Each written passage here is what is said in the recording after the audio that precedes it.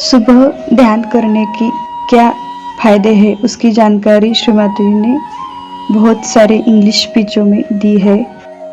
तो श्री माता जी बोलती है, सुबह जल्दी उठे, फ्रेश होके ध्यान में बैठिए। सुबह के समय बिल्कुल मत बोलिए, क्योंकि उस समय परम चैतन्य का विवरण सर्वत्र फैला हुआ होता है। सूरज देर से आता है, इसलिए पक्षी एक ही समय पर जागते हैं, फूल एक ही समय पर खिलते हैं। यह समय सृष्टि के गुणों का है। यदि आप बुद्धिमान हैं तो आप उस पर भी ध्यान देंगे।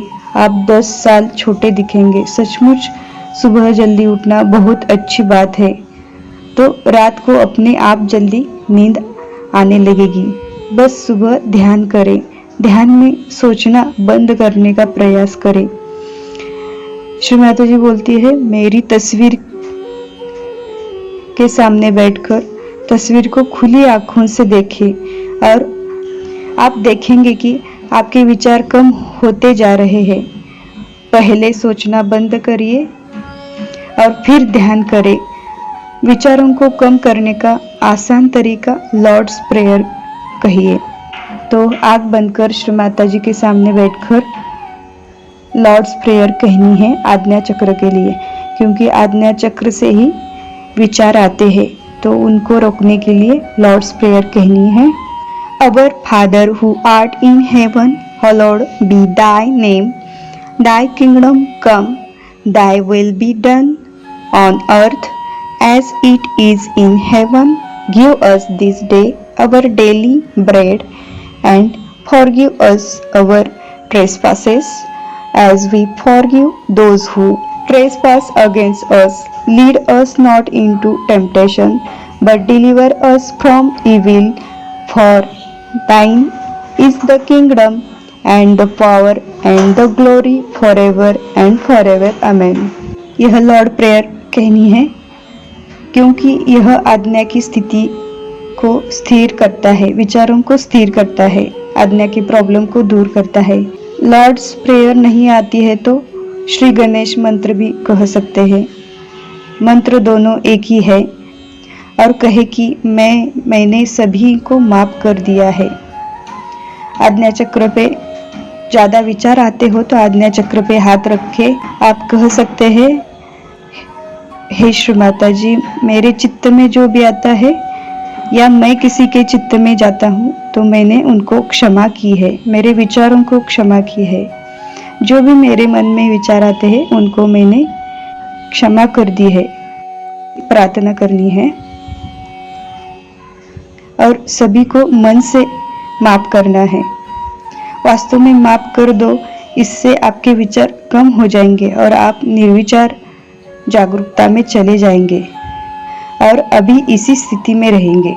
अगर आप मन में सोचते हैं कि मुझे अब चाय पीना है, तो अब मुझे क्या करना चाहिए, अब क्या करूं, यह क्या है, इस दिन में क्या करना है, कौन सा काम करना है, कहाँ जाना है, ये विचार आते हैं, तब आप समझ लीजिए कि हमारा ध्यान ही नहीं हुआ है। तो यही विचार आते हैं तो इसके ऊपर ध्यान मत दीजिए। विचारहीन जागरूकता की स्थिति में ही रहे। केवल और केवल इसी अवस्था में आध्यात्मिकता का विकास ही होता है। आपको विचारहीनता में ही उतरना होगा। आप सोच सकते हैं कि यह एक चक्र ब्लॉक है, ये मेरा पकड़ा है, इसमें कुछ मुझे वाइब्रेशन नहीं आ रही है, ये ऐसा खराब है, ये चैनल खराब है, इस हाथ से वाइब्रेशन चली गई, इस हाथ पे आती है। लेकिन इस पर बिल्कुल भी ध्यान नहीं देना है।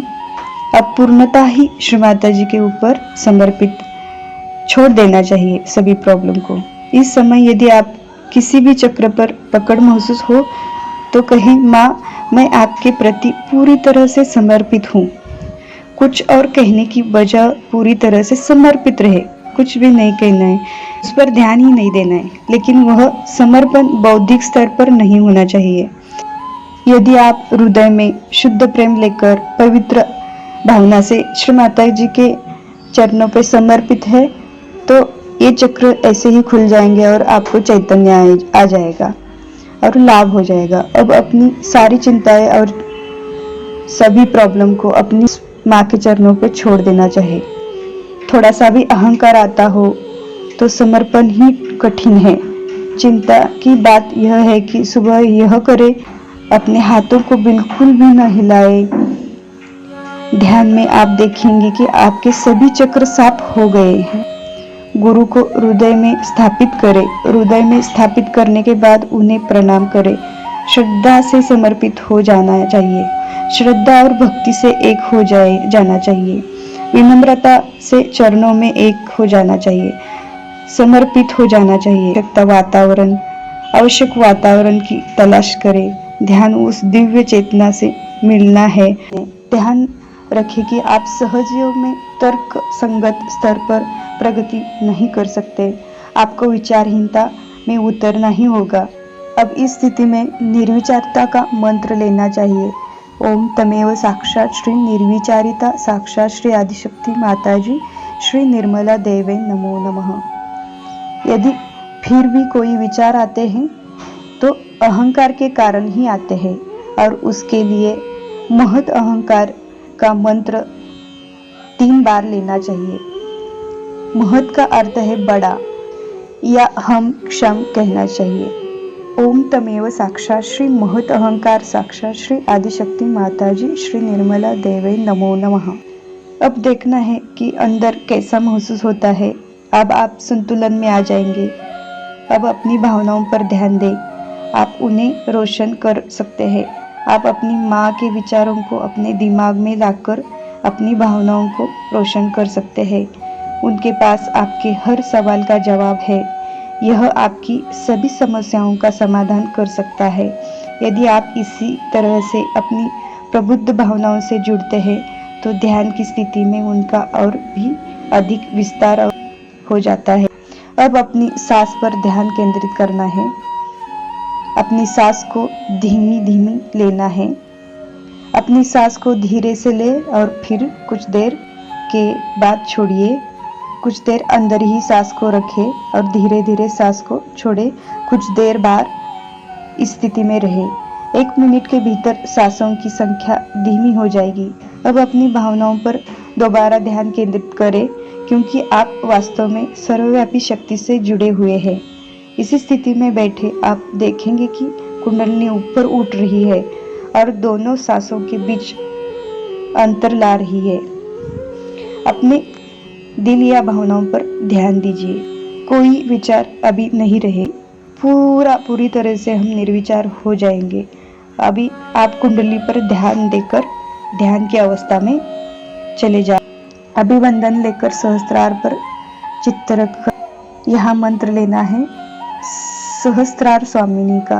ओम तमेव साक्षात श्री सहस्त्रार स्वामिनी साक्षात श्री आदिशक्ति माताजी श्री निर्मला देवे नमो नमः। यह 3 बार मंत्र लेना है। अब आपका सहस्त्रार खुल जाएगा। अब आपकी पूरा चित्त कुंडलिनी पर होना चाहिए और इसी स्थिति में ध्यान करना चाहिए। संभव हो सके इसी स्थिति में रहने का प्रयास करना चाहिए दिन भर भी। अभी यहाँ कौन सी भी नहीं क्रिया करनी चाहिए।